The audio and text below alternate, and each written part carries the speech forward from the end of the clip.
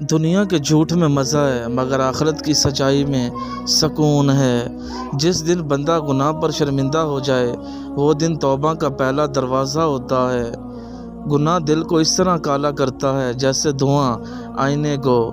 وہ وقت قریب ہے جب لوگ دنیا کو جیت کر اپنی آخرت ہار جائیں گے۔ جتنا رب پر یقین بڑھے گا اتنا مایوسی گھٹتی جائے گی۔ جن کی راتیں اللہ کے سامنے جھک کر گزرتی ہیں ان کے دل لوگوں کے سامنے سر بلند ہوتے ہیں۔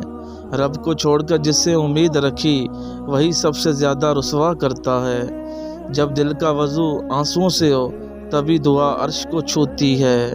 بندہ جس چیز کو چھپاتا ہے اللہ اسی میں اس کو رسوا کرتا ہے۔